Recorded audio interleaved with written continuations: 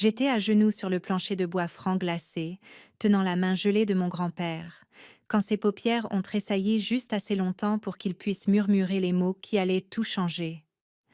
Aide-moi à me venger. Pendant un instant, je n'étais plus une marine.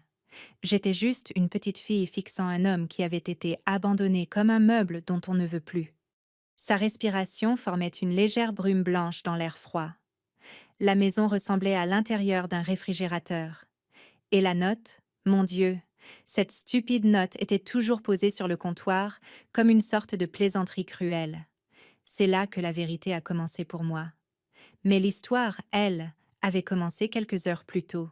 Je suis rentrée pour Noël juste après le crépuscule, mes bottes crissant sur l'allée, mon sac de voyage jeté sur l'épaule. Je portais toujours mon uniforme d'hiver des Marines, le col serré, les rubans alignés, les chaussures assez cirées pour y voir mon reflet. Cet uniforme a traversé des tempêtes en déploiement, et même quelques moments où je pensais que je ne verrais jamais un autre Noël. Mais rien ne m'avait préparé à ce qui m'attendait à l'intérieur de la maison de mon enfance. La première chose que j'ai remarquée, c'est le froid. Pas seulement une petite fraîcheur, mais un froid glacial, le genre qui mord à travers chaque couche de vêtements. J'ai ouvert la porte en m'attendant à la chaleur habituelle, aux bougies à la cannelle, au ronronnement du chauffage, peut-être à maman me criant d'enlever mes bottes. Au lieu de cela, ma respiration s'est transformée en buée dès que j'ai fait un pas à l'intérieur. J'ai froncé les sourcils. Maman? Papa? Rien, pas même un écho. J'ai posé mon sac sur le tapis et je me suis enfoncée dans la maison. Le salon était sombre, à l'exception de la lueur lointaine d'un lampadaire à l'extérieur. Pas de sapin, pas de décoration, pas de musique, rien qui suggère Noël. La maison semblait abandonnée. Et puis je l'ai vue. La note, une simple feuille de papier lignée arrachée d'un bloc-notes, posée proprement sur le comptoir comme s'il s'agissait d'un message de vœux attentionné. Nous sommes partis en croisière. Occupe-toi de grand-père. Je l'ai lu 2 fois, puis une troisième, parce que mon cerveau refusait de traiter la stupidité de ce que je voyais. Une croisière pendant Noël, en laissant grand-père ici, seul. J'ai entendu un son infime, une sorte de gémissement étouffé. Mon entraînement a pris le dessus immédiatement. C'est ce que les Marines nous enseignent. On ne se fiche pas, on ne réfléchit pas, on agit. Grand-père, ai-je appelé, me dirigeant déjà vers le couloir. L'air devenait de plus en plus froid à mesure que je m'approchais de la chambre d'amis. Quand j'ai poussé la porte, l'obscurité semblait anormale, comme si j'entrais dans une cave pendant une tempête. J'ai cherché l'interrupteur. La lumière a vacillé, puis s'est stabilisée. Ce que j'ai vu m'a retourné l'estomac. Grand-père était allongé dans le lit d'amis, portant toujours son cardigan et son pantalon de flanelle. Aucune couverture n'était tirée sur lui, aucun chauffage n'était allumé. Ses mains minces tremblaient violemment, sa peau était pâle et cireuse, ses lèvres d'un bleu violacé. Grand-père? Je me suis précipitée à ses côtés, prenant son visage entre mes mains. Sa peau était comme de la glace. Pendant un instant, les souvenirs m'ont percuté. Lui m'apprenant à pêcher au vieil étang. Lui assis fièrement à ma remise de diplôme du camp d'entraînement. Lui m'envoyant des lettres manuscrites pendant mon premier déploiement. Cet homme, qui n'avait jamais oublié un seul anniversaire, avait été laissé ici à geler, comme s'il n'avait aucune importance. J'ai retiré mon manteau d'hiver des Marines, le modèle épais conçu pour les nuits misérables sur le terrain, et je l'ai enveloppé avec. Son corps a tressailli, puis s'est légèrement détendu au contact de la chaleur. « Reste avec moi », ai-je dit, la voix tremblante. « Je vais chercher de l'aide. » J'ai pris mon téléphone et j'ai appelé le 911. En attendant l'opérateur, j'ai tenu sa main et j'ai continué à lui parler, de manière instinctive et calme, de la façon dont on nous apprend à parler aux Marines blessés. Quand l'ambulance est enfin arrivée dans l'allée, les gyrophares rouges éclairant la neige, 2 ambulanciers se sont précipités à l'intérieur. L'un d'eux a jeté un seul regard à grand-père et a murmuré « Seigneur, depuis combien de temps était-il dans cette pièce ?» Ils l'ont chargé délicatement sur le brancard, le couvrant d'épaisses couvertures thermiques. Je suis montée à l'arrière de l'ambulance avant que quiconque ne puisse me dire de ne pas le faire. Je ne le laissais plus seul. À l'hôpital, sous les néons fluorescents et le bruit discret des machines, ils se sont occupés de lui. Liquides intraveineux tièdes, oxygène, couverture chauffante, surveillance étroite. Une infirmière m'a expliqué doucement: il a de la chance que quelqu'un l'ait trouvé. Quelques heures de plus. Elle n'a pas terminé sa phrase. J'étais assise à côté de lui, agrippant la coudoir de la chaise si fort que mes articulations étaient blanches. Une colère bouillonnait sous ma peau. Ce n'était pas de la discipline militaire, pas de la patience, juste une rage humaine pure. Mes parents l'avaient en laissé. Ils étaient sortis de la maison, avaient en fait leurs bagages, coupé le chauffage et étaient montés à bord d'une croisière de Noël comme des adolescents fuyant leur corvée. Et pourquoi? Le confort, l'argent, la liberté. Une travailleuse sociale s'est approchée de moi avec douceur, de la façon dont les gens font quand ils sentent une tempête derrière vos yeux. Savez-vous depuis combien de temps il était seul? J'ai secoué la tête. Je viens juste d'arriver de la base. On ne m'a rien dit. Elle a serré les lèvres. Cela s'apparente à un abandon de personnes vulnérables. C'est grave. J'ai hoché la tête, mais mes pensées étaient déjà bien plus loin. Dans le corps des Marines, nous sommes entraînés à gérer les menaces, à protéger ceux qui ne peuvent pas se protéger eux-mêmes. Ce n'était pas un champ de bataille, mais cela y ressemblait fort. Des heures plus tard, la respiration de grand-père s'est stabilisée. Le médecin a dit qu'il avait de la chance, qu'il était un peu plus fort que prévu pour un homme de son âge. J'ai approché ma chaise, posant doucement mon bras sur le sien, et c'est à ce moment-là qu'il a bougé pour la première fois. Ses yeux se sont entr'ouverts.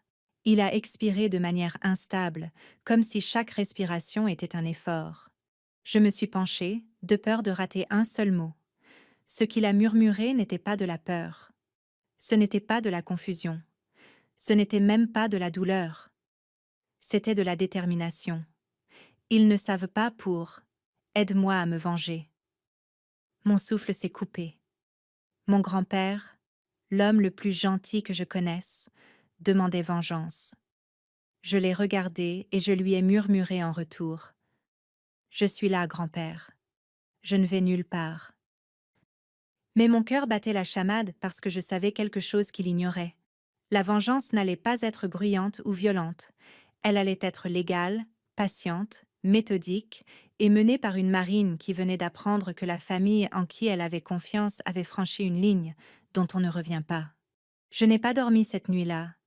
Les lumières de l'hôpital ne baissaient jamais d'intensité, et le bip régulier du moniteur de grand-père me maintenait ancré dans un endroit étrange, entre la colère et la détermination. Les Marines comme moi sont doués pour rester vigilants. Nous apprenons à rester éveillés dans les déserts, dans les tempêtes, dans des casernes pleines de soldats qui ronflent. Mais rien ne vous prépare vraiment à la solitude fluorescente d'une chambre d'hôpital où un être cher oscille entre la vie et la mort. J'étais assise là, les coudes sur les genoux, fixant le visage de grand-père. Ses joues clouettaient un nez creusé, ses mains tressaillaient de temps en temps. Mais il était vivant, plus vivant qu'il n'aurait dû l'être après ce que mes parents lui avaient fait. Vers 6 heures du matin, une infirmière est entrée pour vérifier ses signes vitaux. Elle m'a souri gentiment, de la façon dont les infirmières plus âgées sourient souvent aux militaires. « Vous êtes sa petite fille » a-t-elle demandé doucement. « Oui, madame. » « Il a de la chance que vous l'ayez trouvé. L'hypothermie s'installe vite chez les personnes âgées. Encore quelques heures et… » Elle s'est arrêtée, mais la phrase inachevée flottait tout de même dans l'air. J'ai hoché la tête, ravalant la boule dans ma gorge. « Merci pour tout ce que vous faites. » Après son départ, j'ai pris la main de grand-père. « Je suis là. Je ne te laisserai plus jamais seule. » Ses paupières ont tressailli. Il n'était pas pleinement conscient, mais quelque chose en lui reconnaissait ma voix. C'était suffisant. Vers le milieu de la matinée, une travailleuse sociale de l'hôpital est entrée. C'était une femme d'une 50aine d'années, avec des lunettes de lecture attachées à un cordon rouge et une présence calme et stable. « Bonjour », a-t-elle dit en approchant une chaise. « Je suis ici pour discuter de l'état de votre grand-père et des circonstances dans lesquelles il a été trouvé. » J'ai soupiré. Je me doutais que cela arriverait. Elle a croisé les mains.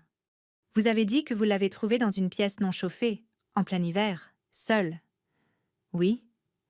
Et vos parents? Ils l'ont laissé à votre charge sans vous prévenir? J'ai hésité, puis j'ai hoché la tête. Ils sont partis en croisière de Noël. Ses sourcils se sont levés avec une incrédulité silencieuse. Sans organiser de chauffage, de nourriture ou d'assistance. Ils ont laissé une note. Je me suis adossée à ma chaise, la frustration bouillonnant à nouveau. Une note, comme s'il s'agissait d'une course banale. Occupe-toi de grand-père. Elle a expiré longuement. C'est de la négligence envers une personne âgée, peut-être même de l'abandon. Dans certains États, c'est un crime. Entendre le mot crime m'a figé. Je ne pensais pas à la vengeance à ce moment-là. Je pensais à la justice. Lente, prudente, minutieuse. La façon dont les Marines gèrent les choses. Pas émotionnellement, mais tactiquement. On identifie la menace, on rassemble les renseignements, on exécute le plan. Que se passe-t-il ensuite? Ai-je demandé. Pour l'instant, nous nous concentrons sur sa stabilisation, mais quand il sera assez réveillé pour parler, nous devrons comprendre ses conditions de vie, et vous devrez peut-être envisager de signaler la situation. J'ai hoché la tête. Je le ferai. Mais alors même que je le disais, je me souvenais des mots qu'il avait murmurés. Ils ne savent pas pour. Aide-moi à me venger. Je ne savais pas encore ce qu'il voulait dire, mais j'avais l'intention de le découvrir. Cet après-midi-là, grand-père s'est réveillé plus complètement pour la première fois. Sa voix était fragile, comme le bruissement d'un papier, mais ses yeux étaient vifs, plus vifs que je ne les avais vus depuis des années. « Ma grande », a-t-il murmuré. Je me suis approchée. « Je suis là, grand-père. » Il a regardé lentement autour de la pièce, la confusion laissant place aux souvenirs. Puis, à ma surprise, il a gloussé faiblement. « Je parie que tes parents profitent bien de leur croisière. » J'ai serré la mâchoire. « Grand-père, pourquoi n'as-tu pas appelé moi ou quelqu'un d'autre ?» Il a haussé les épaules, si l'on peut appeler ce minuscule mouvement un haussement d'épaules. « La ligne téléphonique a été coupée il y a des mois. Ton père disait que c'était trop cher. » J'ai réprimé un accès de colère. « Et ils t'ont laissé sans chauffage ?» Ses yeux se sont adoucis, non pas de tristesse, mais de quelque chose proche de l'acceptation. « Ils ne veulent pas d'un vieil homme dans les pattes. » Je les ralentis. Je les mets mal à l'aise. Cela n'excuse pas ce qu'ils ont fait. Il a serré ma main avec une force surprenante. Non, ça ne l'excuse pas. Un long silence a suivi. Puis, il a dit « Ils pensent-ils tout savoir. Ils pensent avoir tout contrôlé, mais ils ne savent pas pour. » Il a regardé autour de lui comme s'il vérifiait qu'il n'y avait pas d'oreilles indiscrètes, puis a baissé la voix encore plus. « Ils ne savent pas pour les documents. » J'ai cligné des yeux. « Quels documents ?» Il a fait un imperceptible signe de tête. « Ta grand-mère. Elle a laissé des choses. Des lettres, des testaments, des actes. Je les ai cachés. Tes parents ne les ont jamais trouvés. Ils pensent que j'ai tout signé en leur faveur. Ils pensent que je suis impuissant. » Il a laissé échapper un souffle ténu qui aurait pu être un rire. « Je suis vieux, peut-être, mais je ne suis pas stupide. » Je me suis penchée. « Quel genre de document ? » Le genre qui change, qui possède quoi ? Le genre qui montre ce qu'ils ont pris. Ils ont siphonné de l'argent, utilisé ma pension. Mais ils ne savent pas que j'ai gardé des preuves. Mon cœur battait fort, non plus de colère cette fois, mais de clarté. Ce n'était pas seulement de la négligence, c'était de l'exploitation financière. Combien ont-ils pris ? Ai-je demandé. Il a fermé les yeux. Plus que je ne veux l'admettre, mais assez pour qu'il préfère que je ne sois plus là pour le dire à qui que ce soit. Un frisson glacé m'a parcouru l'échine. Il a rouvert les yeux, plus vifs maintenant. « Tu es une marine, forte, intelligente. Tu sais comment mener les batailles de la bonne façon. J'ai besoin que tu m'aides à finir celle-ci. » J'ai serré sa main. « Où sont les documents ?» Ses lèvres se sont courbées en un sourire déterminé, presque malicieux. « Dans la maison, caché là où ton père ne prendrait jamais la peine de regarder. Je te le dirai quand je serai plus fort. » D'accord, ai-je murmuré. On va les récupérer et on va arranger ça. Il m'a regardé avec un mélange de fierté et d'épuisement. La vengeance, a-t-il murmuré. Ça n'a pas besoin d'être cruel. Parfois, c'est juste la vérité qui finit par rattraper les gens. J'ai dégluti difficilement. Je comprends. Et je comprenais plus qu'il ne le pensait. Avant minuit, après qu'il se soit rendormi, je suis sortie dans le couloir. L'hôpital était calme, de ce calme qui bourdonne de machines et de conversations lointaines au poste de soins. Je me suis appuyée contre le mur, laissant tout cela décanter. Mes parents l'avaient laissé mourir. Il avait des preuves de ce qu'ils avaient volé. Et maintenant, il me faisait confiance. À moi, la fille qu'il dénigrait, la Marine dont il parlait à peine, pour arranger les choses. Je n'étais pas sûre de ce que je trouverais dans cette maison, mais je savais une chose. Quand mes parents reviendraient de leur croisière ensoleillée et joyeuse, ils allaient entrer dans une tempête à laquelle ils ne s'attendaient pas. Et pour une fois, ce ne seraient pas eux qui auraient tout le pouvoir. Le lendemain matin, je suis retournée à la maison seule. Laisser grand-père à l'hôpital me retournait l'estomac, mais l'infirmière m'avait regardée dans les yeux en disant « Il est stable, il a besoin de repos. Allez régler ce que vous avez à régler. » Et la travailleuse sociale avait été encore plus directe. S'il y a vraiment des documents, plus tôt vous les mettrez en sécurité, plus il sera en sécurité. J'ai donc troqué les moniteurs qui bipent contre le calme de la rue de mes parents, conduisant ma vieille berline dans le même cul-de-sac où je faisais du vélo quand j'étais enfant. Leur maison semblait exactement la même. Le bardage blanc, la boîte aux lettres tordue, le petit carillon de grand-mère toujours suspendu au porche. De l'extérieur, on n'aurait jamais cru que c'était le genre d'endroit où l'on laisserait un vieil homme gelé. C'était juste une maison normale. C'est cette partie-là qui me donnait la chair de poule. À l'intérieur, l'air était encore froid, mais pas ce froid mordant et meurtrier de la veille. J'ai monté le thermostat, j'ai écouté la chaudière se réveiller en cliquetant, puis je suis restée là dans le salon une seconde, écoutant la maison s'installer. « Commence là où ta grand-mère priait », m'avait murmuré grand-père. Je savais ce qu'il voulait dire. Le petit bureau.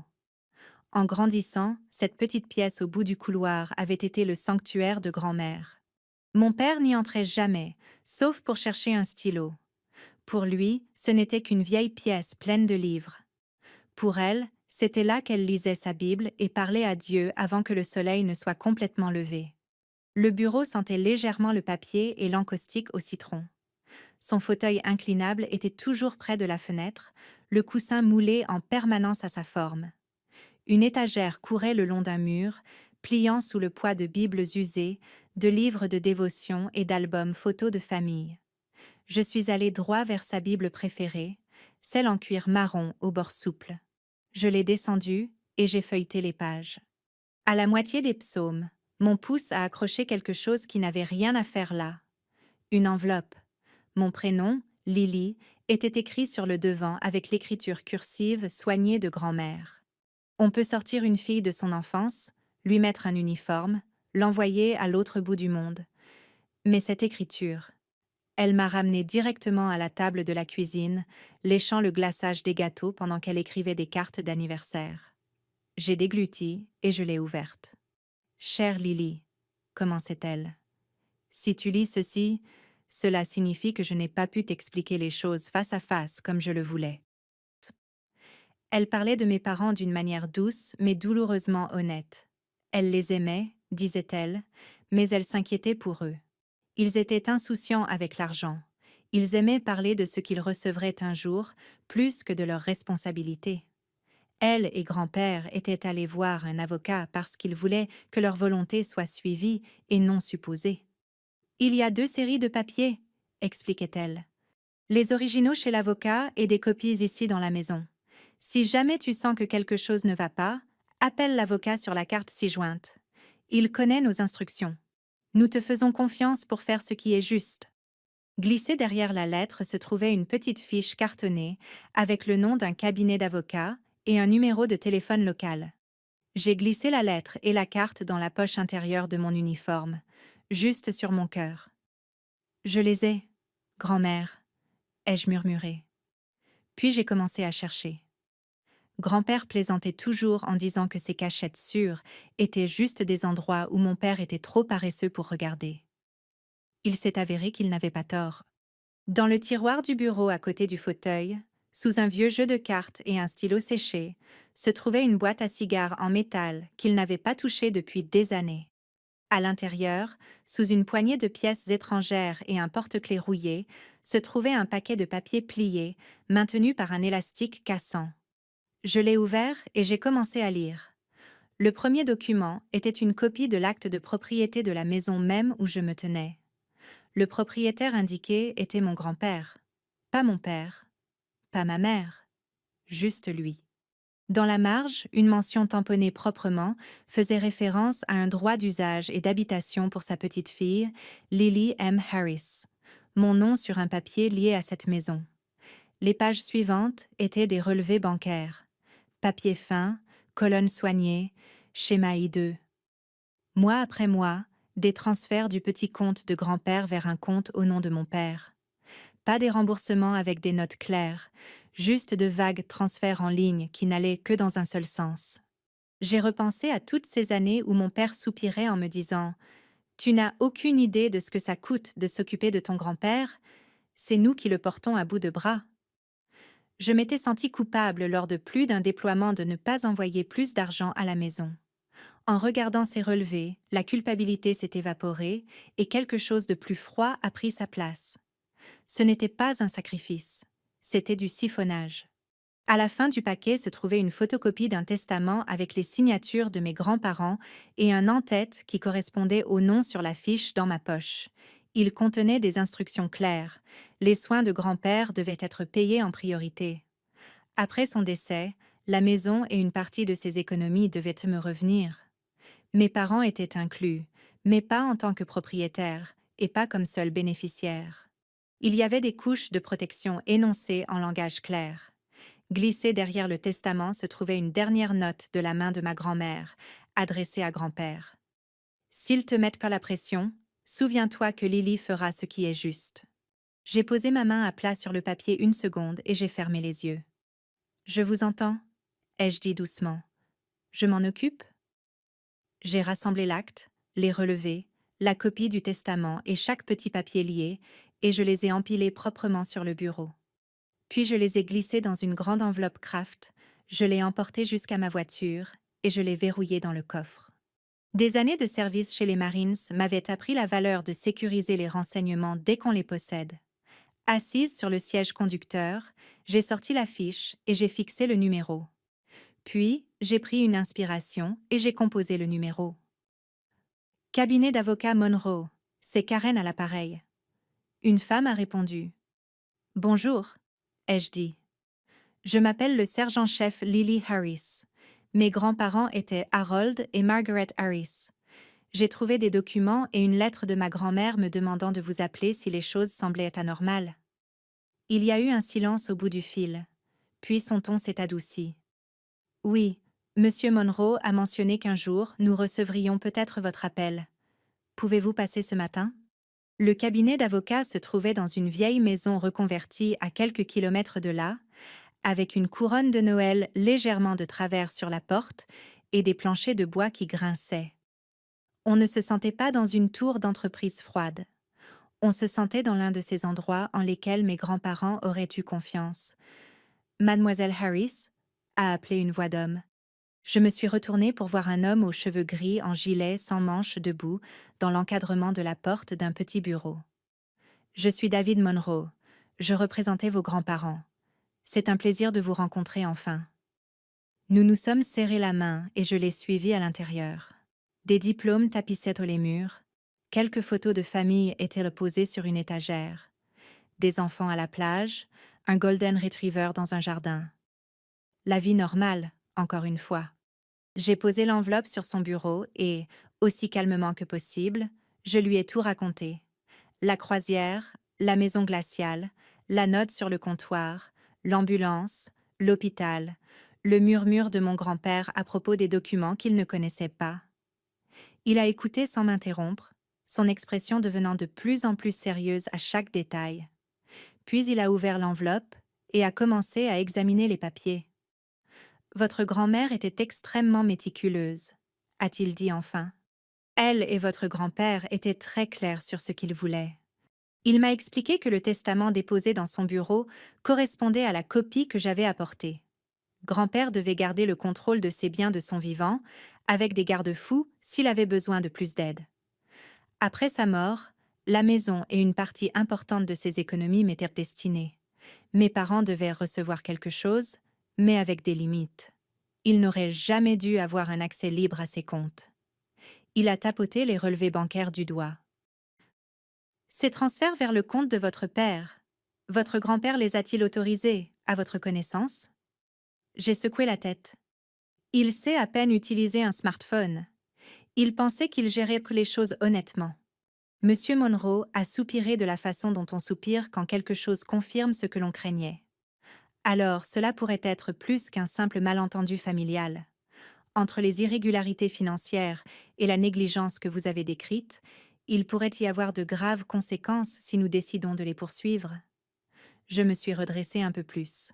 Je ne veux pas d'une scène de ménage dans le jardin, ai-je dit. Je ne cherche pas le mélodrame. Je veux juste qu'il ne s'en sorte pas indemne après avoir failli le tuer. Je veux qu'il soit en sécurité. Je veux que la vérité éclate. Il m'a étudié un moment. Vous êtes dans les Marines, n'est-ce pas? Oui, monsieur. Alors vous comprenez que la position la plus forte est celle bâtie sur les faits, pas sur l'émotion. Il a croisé les mains. Pour l'instant, vous avez fait exactement ce qu'il fallait. Vous avez sécurisé les documents. Quand votre grand-père sera assez fort, nous le ferons venir. Il confirmera ses volontés et nous partirons de là. Vos parents auront la chance de s'expliquer, mais ils ne contrôleront pas le récit de l'histoire. J'ai hoché la tête lentement. Bien. Ils écrivent à l'histoire depuis bien trop longtemps. Quand je suis ressortie, l'air hivernal m'a frappé le visage, vif et pur. Je suis restée sur le trottoir un moment, regardant un couple de l'autre côté de la rue se débattre pour sortir un sapin de Noël de l'arrière de leur voiture, riant alors que des épines s'envolaient de partout. Mes parents étaient sur un navire quelque part, convaincus d'être enfin libérés de leurs obligations. Ils pensaient que le vieil homme qu'ils avaient laissé derrière eux mourrait en silence ou resterait trop faible et confus pour réagir. Ils n'avaient aucune idée que leur fille Marine se tenait maintenant entre eux et l'homme qu'ils avaient jeté de côté, armé de la loi, de la vérité et de la confiance que mes grands-parents avaient les placés en moi bien avant qu'ils ne réservent cette croisière. Quand je suis arrivée dans l'allée de mes parents le lendemain après-midi, leur voiture n'était pas encore là. La maison semblait plus propre qu'avant, pas physiquement, mais énergétiquement, comme si la chaleur revenant dans les conduits avait chassé le mal sournois qui flottait dans le froid. Je suis entrée, j'ai secoué la neige de mes bottes, et je me suis tenue dans l'entrée là où la trahison m'avait frappée pour la première fois. La note était toujours sur le comptoir. Je l'ai laissée là exprès. Qu'ils la revoient, qu'ils se souviennent exactement de ce qu'ils ont écrit. Je n'ai pas allumé les lumières de Noël, ni le sapin, ni rien de festif. Je voulais que l'endroit ressemble à ce qu'ils avaient créé, une maison vidée par l'égoïsme. Mais j'ai allumé le chauffage. Pas pour eux, jamais pour eux, mais parce que je refusais de laisser la souffrance de grand-père se répéter dans ce même couloir glacial où je me tenais. Je me suis fait un thé et j'ai attendu. Les Marines sont entraînés pour de longues périodes d'immobilité. Planque, tour de garde, bivouac par temps froid. Mais attendre que mes propres parents marchent vers les preuves de ce qu'ils avaient fait, c'était un nouveau genre d'endurance. Vers le crépuscule, des phares ont balayé le mur du salon. Des portières ont claqué. Des voix trop joyeuses, trop fortes, sont arrivées. Et ce buffet hier soir, je te jure que je suis encore pleine. C'est toi qui voulais un dessert? Des rires, le bruit des valises Pars à roulettes. La porte d'entrée s'est ouverte et l'air chaud du navire est entré avec eux. Sel, crème solaire, excès. Et quelque chose d'autre? L'ignorance béate des gens qui croient que la vie les a récompensés pour rien et qu'elle continuera de le faire. Ma mère est entrée la première, portant une chemise à fleurs de croisière qu'elle n'avait aucune raison de porter en décembre. Mon père a suivi, bronzé et souriant, allumant la lumière de l'entrée. « Oh » a-t-il dit en clignant des yeux vers moi. « Tu es déjà là. » Je me suis levée lentement de la chaise de la salle à manger où j'attendais. « Je suis ici depuis hier. » Le sourire de ma mère affaiblit. « Hier? Pourquoi? On avait dit que tu pourrais t'occuper de ton grand-père quand tu arriverais. » Quand je suis arrivée, ai-je répété doucement, il était en train de mourir de froid. Ils se sont figés, non pas de culpabilité, mais à cause du désagrément. Mon père a fait rouler sa valise devant moi, agacé. « Oh, pour l'amour du ciel, Lily, ne sois pas dramatique. Il allait très bien quand nous sommes partis. »« Non, » ai-je dit en faisant un pas en avant. Ce n'était pas le cas. Ma mère a fait un geste de la main. « Ton père est allé le voir avant notre départ, n'est-ce pas ?» Mon père a haussé les épaules. Il était au lit. Il avait l'air assez confortable. Confortable? Ma voix a craqué, non pas d'émotion, mais d'incrédulité. Le thermostat était réglé sur 50 degrés. Il n'avait pas de chauffage, pas de nourriture à proximité. Vous ne m'avez pas appelé. Vous n'avez appelé personne. Mon père a soupiré avec une patience exagérée, comme si j'étais une enfant interrompant une conversation d'adulte. Lily, c'est exactement pour cela que nous ne t'avons pas appelé. Tu exagères toujours tout. Tu l'as toujours fait. Ma mâchoire s'est serrée. Il était presque mort. Ma mère a tressailli mais est restée silencieuse. Et j'ai continué. Vous avez laissé une note sur le comptoir. Nous sommes partis en croisière. Occupe-toi de grand-père. Comme si c'était une plante que l'on arrose de temps en temps. Mon père est allé dans la cuisine, a pris une bouteille d'eau pétillante et l'a ouverte. Eh bien, tu es la marine. Tu connais la survie. Tu pouvais gérer ça. Et puis, c'est un vieil homme. Ce genre de choses arrive. J'ai fait un pas en avant. Non. Les accidents arrivent. L'abandon est un choix. Il a levé les yeux au ciel. On va vraiment faire ça maintenant? On vient juste de rentrer. Oui, ai-je dit. Maintenant. Ma mère a bougé inconfortablement. Où est-il? À l'hôpital. Elle a cligné des yeux. L'hôpital? Vraiment? Je ne l'ai pas laissé continuer. Il souffrait d'hypothermie, de déshydratation et de malnutrition. La travailleuse sociale a dit que c'était de la négligence criminelle envers une personne âgée. Mon père a laissé échapper un petit rire. Les travailleurs sociaux sortent cette phrase chaque fois que quelqu'un oublie une facture de chauffage. Oublié? Ai-je dit. Tu l'as éteint. Silence. Juste une seconde. Mais c'était un silence rempli de vérité. Ma mère a tiré une chaise et s'est effondrée dessus. Lily, chérie, on ne voulait pas t'embêter. Tu es toujours occupée avec tes déploiements, agissant toujours comme si tout était de ta responsabilité. Parce que ça l'est, ai-je lancé. Parce que quelqu'un doit se soucier de lui. Mon père s'est emporté. Ne prends pas ce ton avec moi.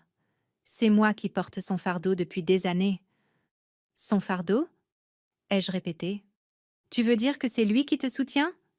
Ses yeux se sont plissés. Qu'est-ce que ça veut dire? Je me suis approchée du comptoir. J'ai pris le dossier Kraft que j'avais préparé et je l'ai posé doucement devant eux. C'est quoi ça? A chuchoté ma mère. Des preuves, ai-je dit. Mon père a ouvert le dossier.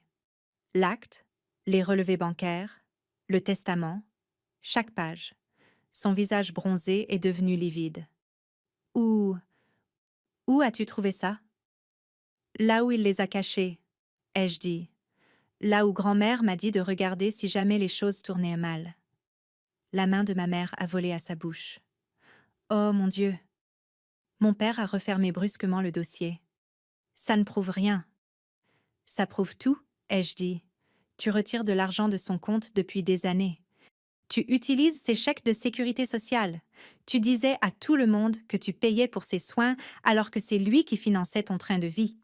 Il s'est levé brusquement, sa chaise grinçant sur le sol. Écoute-moi bien. Non, ai-je dit d'un ton que j'avais utilisé avec des Marines 2 fois plus costauds que lui. C'est vous qui allez écouter. Il s'est figé. Vous ne l'avez pas seulement négligé, vous l'avez exploité. Vous l'avez laissé dans une maison glaciale parce que vous vouliez des vacances. Ma mère a commencé à pleurer. Pas des larmes de culpabilité, mais de peur. Qu'est-ce que tu vas faire a-t-elle chuchoté. Avant que je ne puisse répondre, des phares ont à nouveau balayé la fenêtre. Une portière s'est fermée, des pas lents se sont approchés, la porte d'entrée s'est ouverte. Et il était là. Grand-père, vivant, enveloppé dans des couvertures, soutenu par une infirmière du programme de soins à domicile de l'hôpital. Il semblait plus petit que d'habitude, mais il tenait debout. Mon père a eu un hoquet de surprise. Papa? Qu'est-ce que tu fais là? La voix de grand-père était calme, mais chaque mot était tranchant comme une lame. Je rentre à la maison avant que vous ne la vendiez dans mon dos. Mon père a reculé comme s'il avait été frappé. On ne ferait jamais ça. Vous le feriez, a dit grand-père. Vous l'avez fait. Ma mère sanglotait doucement. Ce n'était pas comme ça. Grand-père a levé le menton. C'était exactement comme ça. Je me suis placée à ses côtés, le soutenant par le coude. Et pour la première fois de ma vie, mes parents m'ont regardée, non pas avec agacement ou dédain, mais avec peur. Pas peur de moi en tant que Marine, peur de la vérité que je portais, peur de ce qui allait se passer ensuite. Mon père ne s'est pas rassis. Il rôdait près du comptoir de la cuisine comme un animal acculé, une main serrant le bord si fort que ses articulations blanchissaient. Ma mère restait à table, les mains tremblantes autour d'un mouchoir, qu'elle ne cessait de plier et déplier, comme si le bon pli pouvait la sauver. Grand-père s'est dirigé lentement vers le fauteuil du salon, son siège préféré, celui où il s'était assis pendant une décennie de matchs de football le dimanche. Avec l'aide de l'infirmière, il s'est assis doucement, expirant une fois comme s'il reprenait possession de l'espace dont mes parents avaient essayé de le chasser. Il m'a regardé. Apporte tout ici. J'ai porté le dossier Kraft à travers la pièce et je l'ai posé sur ses genoux. Ses doigts tremblaient en l'ouvrant, non plus de faiblesse, mais de détermination. Il a sorti l'acte en premier, le lissant sur son genou comme un drapeau avant une cérémonie. Mon père le fixait de l'autre côté de la pièce. « Papa, ce sont de vieux papiers. Tu ne pensais pas qu'ils resteraient bons d'actualité. On avait parlé de transférer la propriété. Tu te souviens ?»« Non, » a dit fermement grand-père sans même lever les yeux. « Vous avez parlé. Je n'ai pas accepté. » Le visage de mon père a rougi.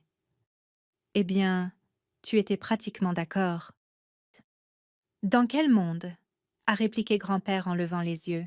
« Est-ce que hocher poliment la tête compte comme signer une maison ?» Ma mère a pris une inspiration tremblante. « On pensait que tu voulais qu'on l'ait un jour. »« Un jour n'est pas aujourd'hui, » a dit grand-père. « Et vouloir et prendre ne sont pas la même chose. » Mon père a fait un pas en avant. « On s'est occupé de toi. » La voix de grand-père s'est durcie. « Vous m'avez laissé mourir dans une maison glaciale. » Mon père a fermé les yeux, la mâchoire serrée. L'infirmière se tenait tranquillement près de la porte, aussi discrète qu'une ombre, mais sa présence ajoutait de la gravité à chaque mot prononcé. Elle était un témoin professionnel, quelqu'un qui avait vu bien trop de familles se briser dans des chambres d'hôpital. Grand-père a mis l'acte de côté et a soulevé les relevés bancaires. « Expliquez-moi ça. » Mon père a soupiré bruyamment. « Papa, on en a déjà parlé. On a dû déplacer de l'argent parfois pour couvrir les factures. » « J'avais dit que vous pouviez aider à gérer le compte, » a interrompu grand-père. « Pas le vider. » Ma mère m'a regardée avec des yeux larmoyants. « Lily, tu ne comprends pas à quel point ça a été dur. Ton père a été à bout de force. » Je n'ai pas laissé mon visage s'adoucir. « Alors pourquoi étiez-vous en croisière ?» Elle a tressailli. « C'était un cadeau. »« Pour vous-même, » ai-je dit. « Pas pour lui. » Mon père a laissé échapper un ricanement. « Oh, allez. Tout le monde a besoin d'une pause. On porte le poids de ses soins depuis des années. Est-ce que tu as la moindre idée de ce que c'est que de gérer un vieil homme têtu tous les jours ?» Les sourcils de grand-père se sont levés. « Un vieil homme têtu qui a payé chacune de vos mensualités de crédit immobilier pendant 3 ans ? La bouche de mon père s'est refermée brusquement. Oui, a continué grand-père, la voix tremblante d'âge et de fureur. Je sais exactement à quel point vous avez dépendu de moi. J'ai des reçus, des relevés bancaires, des lettres. Vous ne m'avez pas seulement négligé, vous m'avez utilisé. Les larmes de ma mère coulaient plus fort. On était dépassés. Je me suis approchée. Alors vous demandez de l'aide. On n'abandonne pas quelqu'un. Mon père a frappé du plat de la main sur le comptoir. On ne l'a pas abandonné. Grand-père, sans hausser la voix, a dit les mots qui ont tranché plus fort que n'importe quel cri. Vous m'avez laissé dans le froid, et vous avez espéré que le problème se réglerait tout seul. Silence. Épais, lourd, suffocant. Mon père a semblé se dégonfler. Il a fini par tirer une chaise et s'est assis, se frottant les tempes comme si la lumière était soudainement devenue trop vive. Grand-père a respiré profondément, puis s'est tourné vers moi. Montre-leur le reste. Je savais ce qu'il voulait dire. J'ai sorti la photocopie du testament et je l'ai posée sur la table de la cuisine entre mes parents. Mon père l'a prise avec des mains tremblantes. À mesure qu'il lisait, la couleur quittait son visage jusqu'à ce qu'il semble que le froid l'ait suivi jusqu'à la maison. Ce n'est pas ce dont nous avons discuté, a-t-il murmuré. C'est ce que ta mère et moi avons décidé, a dit grand-père, il y a des années. Ma mère s'est penchée par-dessus son épaule, les yeux parcourant les lignes. Les mots étaient clairs comme de l'eau de roche. La maison n'avait jamais été destinée à leur appartenir directement. Une partie des économies de grand-père m'était léguée. Les protections en place garantissaient que grand-père ne pouvait pas être contraint. Tout était documenté, notarié et légal. Ma mère a dégluti difficilement. Donc, on n'a rien. L'expression de grand-père s'est adoucie, non par pardon, mais par tristesse. Vous n'étiez jamais censé ne rien avoir. Vous étiez censé avoir quelque chose de partagé, d'équitable, mais vous avez tout voulu. La respiration de mon père est devenue courte. Papa, si tu vas jusqu'au bout, si tu parles à des avocats ou à des travailleurs sociaux, on pourrait être poursuivi, on pourrait tout perdre. Grand-père l'a regardé droit dans les yeux. Vous auriez dû y penser avant de me laisser. Mon père s'est couvert le visage des deux mains. Pour la première fois de ma vie, je l'ai vu non pas en colère ou agacé, mais terrifié. Grand-père a levé le menton. Je ne cherche pas à ruiner vos vies, mais je ne vous protégerai pas non plus des conséquences. Il m'a regardé. Dis-leur. J'ai hoché la tête, puis j'ai parlé clairement. La travailleuse sociale a tout documenté. Légalement, grand-père a le droit de porter plainte, mais nous ne prendrons pas de décisions aujourd'hui. Il y aura une session de médiation, un avocat et peut-être l'implication des forces de l'ordre. Ma mère a éclaté en sanglots dans ses mains. S'il vous plaît, est-ce qu'on peut en parler en famille? Grand-père a secoué la tête. On le fera, mais pas selon vos conditions. Mon père a levé les yeux, le regard rougi. Qu'est-ce que tu attends de nous? Et enfin, la réponse est venue. De grand-père, pas de moi. Je veux de l'honnêteté, a-t-il dit, de la responsabilité et la reconnaissance de ce que vous avez fait. Pas d'excuses, pas de larmes, la vérité. Il a posé sa paume à plat sur le testament. Et je veux que mes volontés soient respectées, sans mensonge, sans manipulation. Mon père fixait la table, silencieux. Ma mère a murmuré « On ne voulait pas te faire de mal. » La voix de grand-père s'est adoucie, mais d'un seul degré seulement. Les intentions ne chauffent pas une maison. Un autre silence est tombé, celui-ci différent, le genre où les mots flottent dans l'air, exigeant d'être affrontés. Puis grand-père m'a regardé à nouveau. Ma grande, aide-moi à me lever. Je suis allée à ses côtés, le soulevant doucement. Il a fait face à mes parents avec une résolution que je n'avais pas vue depuis des années. Cette maison, a-t-il dit, reste à mon nom jusqu'à ma mort. Et après cela, Lily décidera de ce qu'elle en fera. Elle est la seule qui s'est comportée comme un membre de cette famille. Le visage de mes parents s'est décomposé. Et pour ce qui est de l'argent, a continué grand-père, Nous allons démêler chaque centime ensemble, avec un avocat présent. Mon père a laissé échapper un gémissement sourd, comme si le poids de ses choix venait enfin de s'abattre sur lui. Grand-père a posé sa main sur mon bras. Et rien de tout cela n'est de la vengeance, a-t-il dit calmement. C'est de la responsabilité. Il a regardé mes parents une dernière fois. Quand vous m'avez abandonné, vous comptiez sur le silence. Eh bien, le silence est terminé. Puis il s'est tourné vers le couloir et je l'ai guidé vers sa chambre, chaque pas étant une victoire qu'il avait méritée. Derrière nous, mes parents restaient assis dans la cuisine sombre, fixant les documents étalés sur la table comme les morceaux d'une vie qu'ils avaient jouée et perdue. Le lendemain matin, j'ai conduit grand-père au bureau de la travailleuse sociale pour la première réunion formelle. Il a insisté pour s'asseoir sur le siège avant, pas parce qu'il le devait, mais parce qu'il le voulait. « Je ne suis pas une cargaison », a-t-il marmonné. « Je suis un témoin. » Sa voix était ferme, mais je pouvais entendre la tension sous-jacente. L'air froid le dérangeait encore. Ses mains tremblaient quand il a bouclé sa ceinture. Pourtant, il était déterminé. C'était suffisant pour me rassurer. La travailleuse sociale, Madame Henderson, nous a accueillis avec un sourire chaleureux, le genre de sourire que les professionnels expérimentés maîtrisent après des années à naviguer dans des systèmes familiaux brisés. Elle avait des cheveux striés de gris, des yeux doux et un ton calme qui pourrait probablement apaiser un ouragan. « Monsieur Harris », a-t-elle dit en lui serrant la main avec précaution. « Je suis ravie de vous voir sur pied. » Grand-père a hoché la tête. « Je suis têtue. »« Je vois ça », a-t-elle dit avec un petit sourire.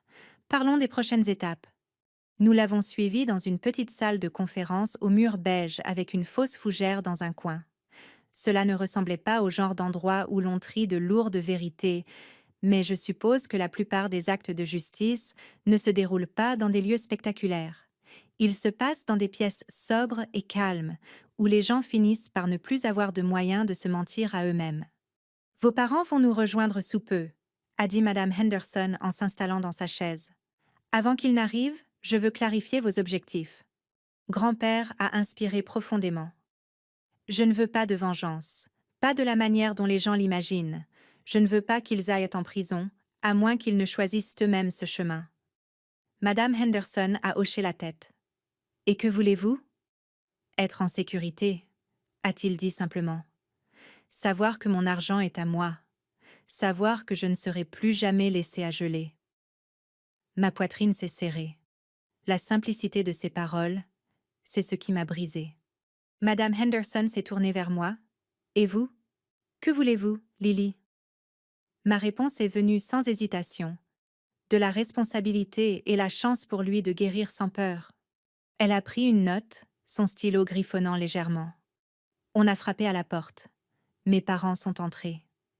Ma mère semblait toute petite, portant un manteau trop grand pour elle et une écharpe qu'elle avait nouée 3 fois autour de son cou, comme si le tissu pouvait la protéger des conséquences qui l'attendaient dans la pièce.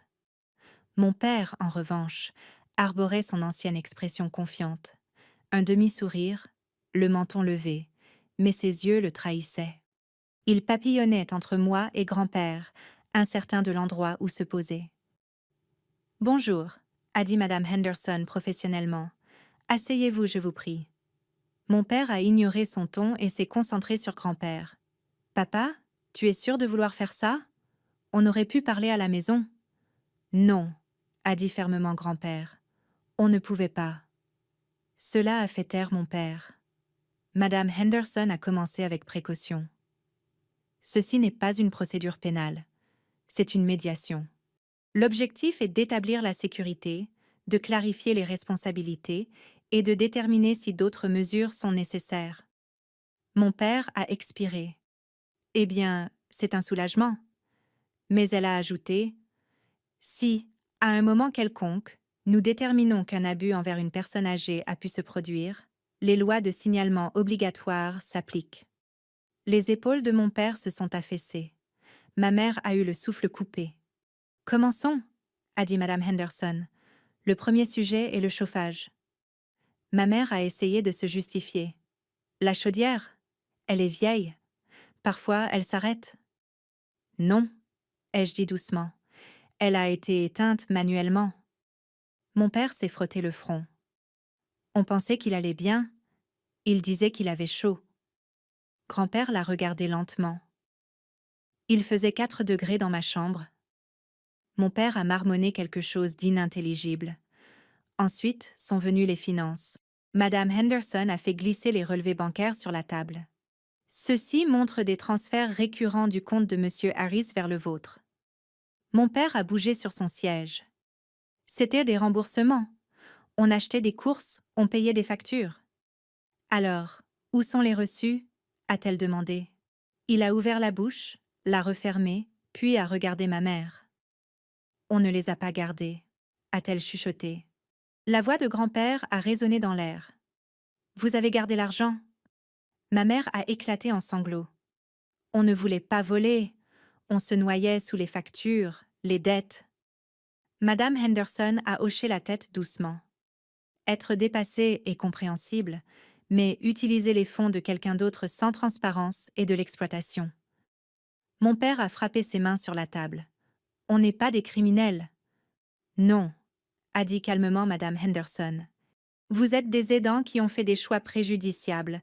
Cela ne fait pas de vous des monstres, mais cela exige que vous rendiez des comptes. Mon père l'a regardé, stupéfait. Il s'était attendu à un ennemi. À la place, il avait trouvé quelqu'un qui ne le laisserait pas s'en tirer, mais qui ne le détruirait pas non plus. Cela l'a désarmé plus que la colère n'aurait pu le faire. Madame Henderson a expliqué le plan.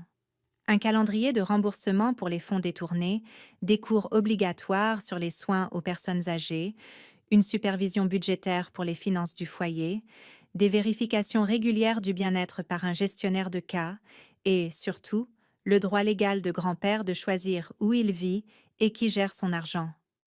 À ce dernier point, ma mère a murmuré « Donc, on perd tout ?» Non, a dit doucement grand-père. Vous perdez le contrôle. Il y a une différence. Les mots sont tombés avec une finalité tranquille. Mon père s'est enfoncé dans sa chaise, vaincu.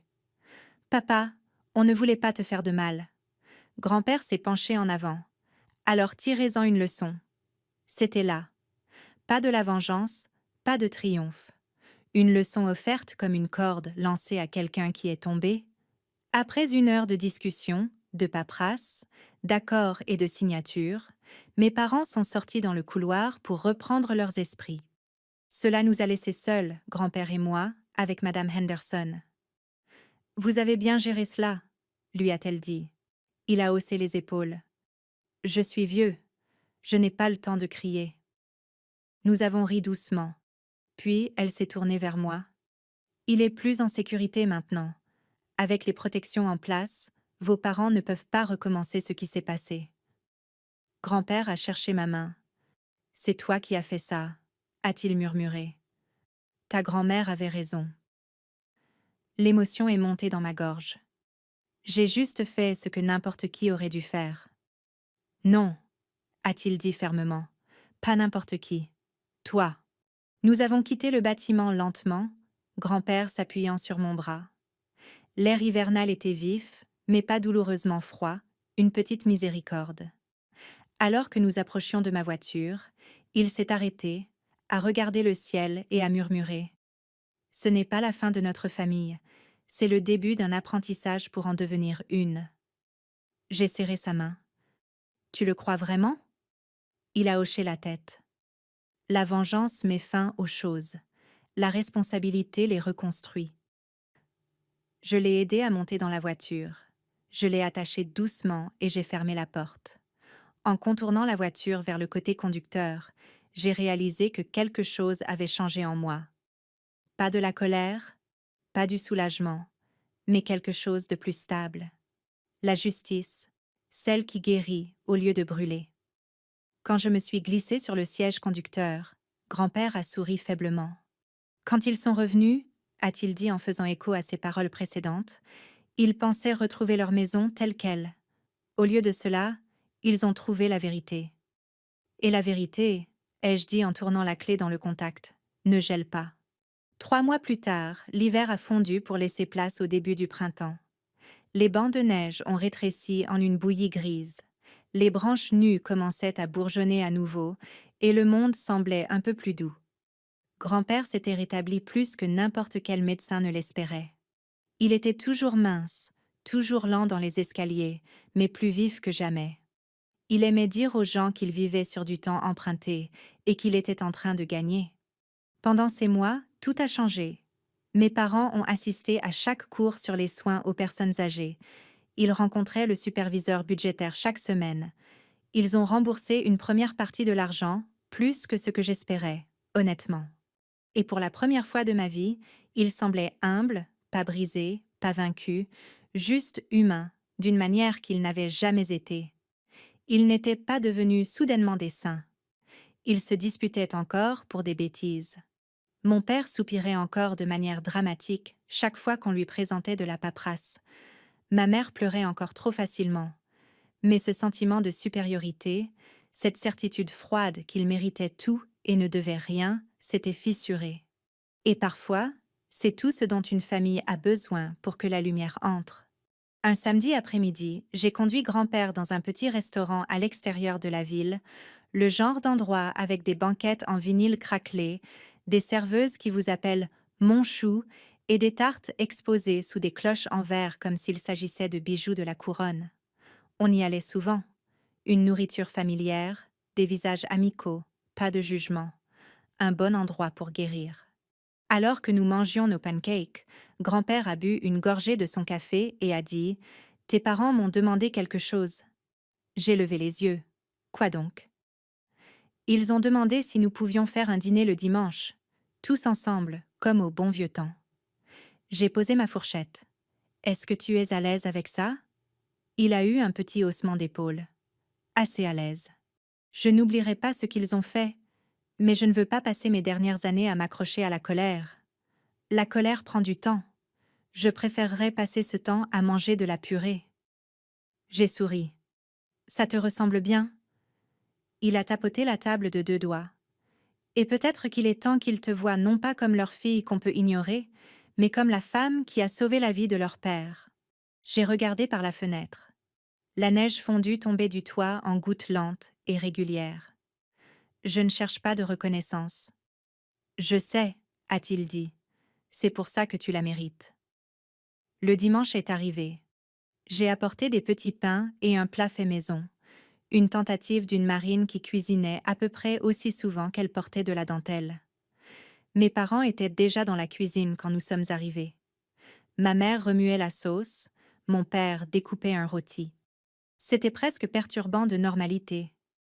Mon père a jeté un coup d'œil à grand-père.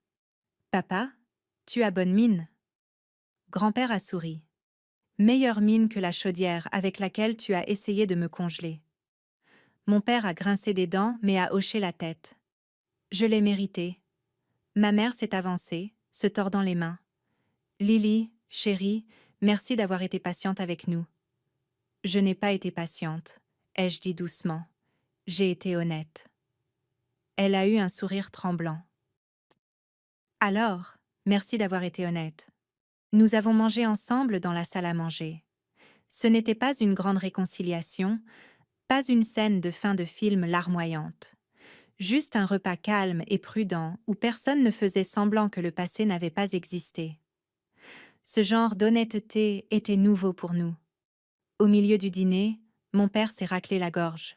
« Lily, je veux dire quelque chose. » Je me suis préparée. « Tu avais raison, » a-t-il dit en fixant son assiette. « À propos de l'argent, à propos de la maison, à propos de papa. On est devenus égoïstes et paresseux. Et quand ta mère a suggéré la croisière, je n'aurais pas dû accepter. » Ma mère a touché son bras. On ne réfléchissait pas clairement. « Non, » a dit grand-père en posant sa fourchette, « mais maintenant vous réfléchissez, et c'est ça qui compte. » Mon père l'a regardé avec des yeux fatigués. « Papa, je suis désolée. » Ce n'était pas parfait. Ce n'était pas éloquent, mais c'était vrai. Grand-père a tendu la main à travers la table et a tapoté la sienne. « Merci. » Je les regardais. Une douce chaleur grandissait dans ma poitrine. Pas de la fierté, pas de la vindicte, juste du soulagement. Parce que la justice ne concerne pas seulement la punition. Il s'agit de mouvement, un changement, une chance pour des jours meilleurs. Après le dîner, j'ai aidé grand-père à mettre son manteau pour que nous puissions rentrer. Mes parents se tenaient sur le pas de la porte en nous regardant. « Lily », a dit doucement ma mère. « Oui ? Si jamais tu as besoin de quoi que ce soit ou si tu penses que nous glissons à nouveau, dis-le nous. Ne nous laisse pas redevenir ce genre de personne. » J'ai hoché la tête. Je parlerai. Mon père a fait un petit salut militaire maladroit, quelque chose qu'il faisait pour plaisanter quand j'ai rejoint les Marines, à l'époque où la vie semblait plus simple. « C'est toi la force de la famille maintenant », a-t-il dit. Je ne l'ai pas corrigé, car peut-être que la force n'est pas une question de grade, d'uniforme ou de bataille menée outre-mer. Peut-être qu'il s'agit de savoir quand garder rancune et quand la laisser partir. Plus tard cette nuit-là, après que grand-père se soit installé au lit, je me suis assise sur le canapé avec une couverture et une tasse de thé. La maison était chaude, calme et sûre. Pas parfaite. Rien dans la vie ne l'est jamais, mais elle était sûre. Grand-père a appelé de la chambre. « Lily ?»« Oui, grand-père ?» Il a hésité. Quand ils sont revenus, je pensais que la seule chose qu'il me restait était la vengeance. « Mais tu m'as montré quelque chose de mieux. »« Quoi donc ?»« L'espoir. » Je suis restée assise un moment, laissant ce mot s'installer dans la pièce de la même façon que la chaleur remplit lentement une maison après un long gel. L'espoir. Parce que même les foyers les plus froids peuvent que se réchauffer. Même les cœurs les plus durs peuvent quoi s'adoucir. Et même les familles qui se font du mal peuvent apprendre à réparer ce qu'elles ont brisé, si quelqu'un est assez courageux pour parler, assez stable pour rester ferme et assez gentil pour offrir une seconde chance. « Tu as fait tout ça ?» a dit doucement grand-père. « Non, » ai-je murmuré. « Nous l'avons fait. » Alors que la maison s'apaisait pour la nuit, j'ai pensé aux gens qui pourraient entendre cette histoire. Les gens qui portent les blessures de leur propre famille, les gens qui ont été négligés ou oubliés, les gens qui se sont demandé si parler en valait la peine. À eux, à vous, je dirais, ne restez pas silencieux. Ne laissez pas l'injustice s'installer. Et ne croyez jamais que vous êtes impuissant. Parfois, le plus grand acte d'amour est de demander des comptes à quelqu'un. Et parfois, le plus grand acte de force est de choisir de leur pardonner après. Si cette histoire a signifié quelque chose pour vous, si elle vous a rappelé quelqu'un que vous aimez, ou si vous croyez simplement que plus de gens devraient entendre des récits sur la justice, la guérison et le courage de faire ce qui est juste, je vous invite à la partager, à laisser un commentaire ou à vous abonner pour en savoir plus. De ma maison à la vôtre, puissiez-vous toujours avoir de la chaleur, de la vérité et une famille qui se bat pour vous et non contre vous.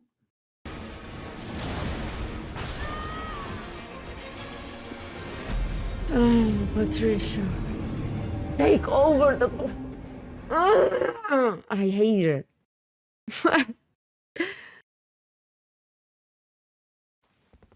Latino?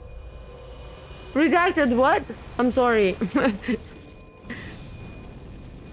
Flying bosses are the worst, I agree. Patricia bullied me this morning. Yeah, Patricia, I don't like her. But she's nice sometimes as a backup plan.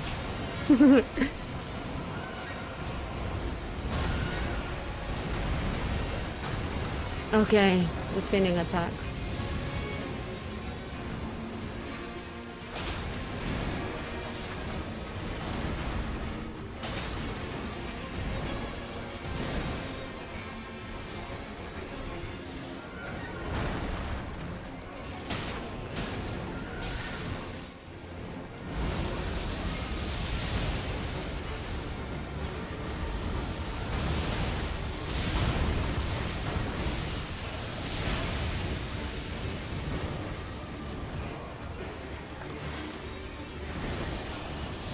I hate lightning, man. It's like you can't do shit. Bullshit, bro. I can't stay there.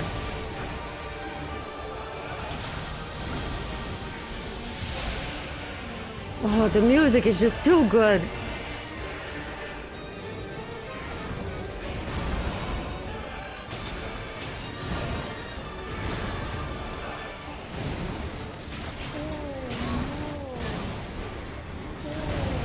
I'm dead. Heal! Jesus Christ! I need to press like 5 times for you to heal! What the fuck is the I hate it so bad! Like, how to get out from him? When you're locked on and you're cornered in next to the freaking wall, you're running backwards and it doesn't even freaking move! Ah! Like, come on! Sammy, thank you so much for the rose. Thank you. It's just bullshit. Of course. Kill issue.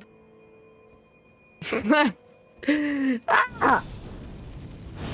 You know that feeling when you need a break already? That's me. Pizza, thanks so much for the GGs. Robert not helping. Yeah, Robert is a traitor.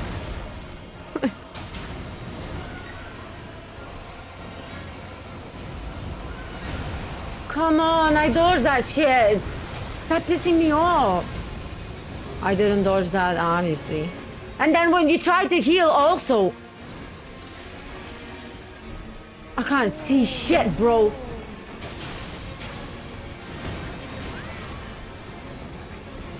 I hate it.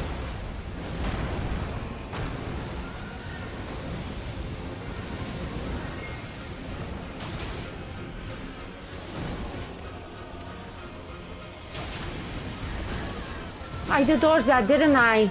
Didn't I not? Oh my god! The dodging time is just like, oh, I'm just gonna shut the fuck up. Like, honestly, I'm not even gonna talk about it anymore. Salvador, thanks so much for your awesome. I don't feel like it today. You got Patricia today on the stream.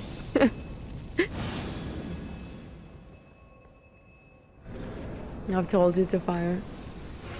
Those the claws? Yes. Oh! Look, he changes! Oh, yeah! Just do that for me, you... I don't want to say the word. Oh, my lord!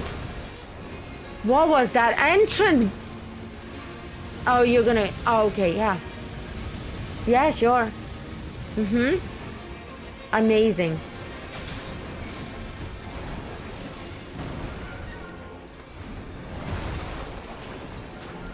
Oh my god. I missed every single hit.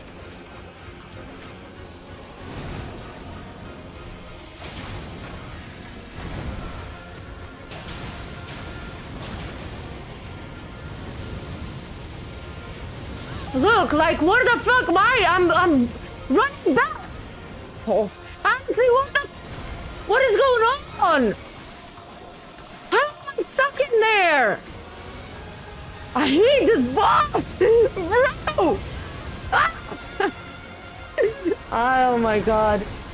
Yeah, I just dodged. Okay, yeah, dodge that one, but can I dodge that one? God, F the shit, man. What is it? Hello, Hamza. What the hell is going on? Yeah. I mean, I get it. You know, I'm not pro. I'm far from it. Like, I get it, but James, I am feeling dark today. Everything's pissing me off. This boss is just unbearable. Like, there is... Okay. Attack after attack after attack. And then he switches. Give her bomb!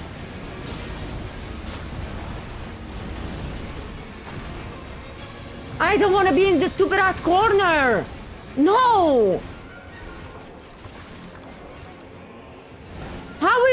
stand up in the stupid fucking corners. Rick James with a gift of subscriptions. Oh my god, guys. Stop it. Thank you so much, Rick James. Let's go. Chat. Rick James, thank you so much. W massive time, Rick James. W massive time. Let's go. PNP, thank you so much for the heart me. Oh my god.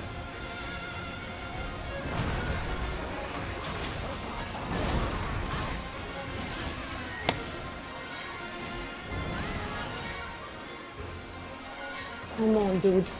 I can't see. Like every time. Why if I locked on to him? How come I cannot even fucking see the boss? The front of the boss. I see his forehead, like at the back of the head. How? Like how? I just don't get it. If I did locked on to him, maybe switch the camera to him. Why are you switching up to me? Ah. Oh my lord!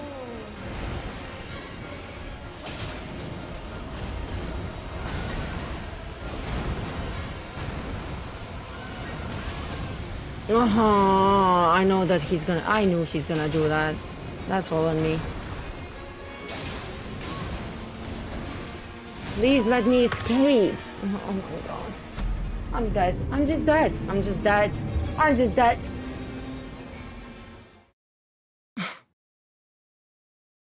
And make Patricia compilation.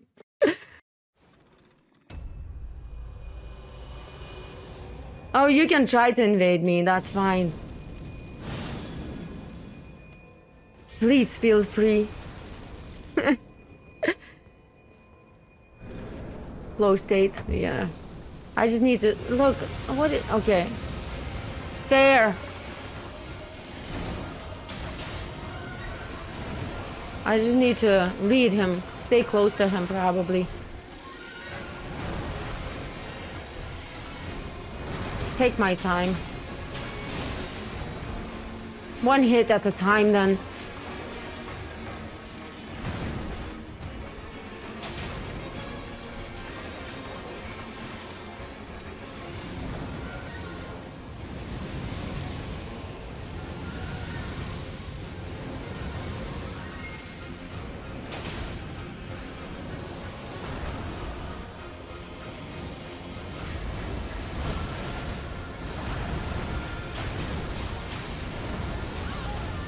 That's fine. I can deal with that.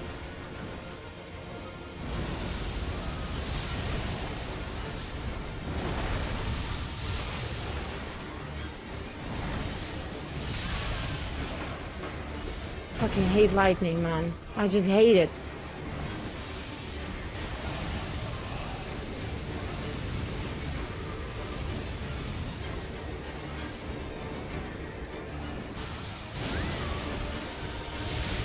Reacted too slow.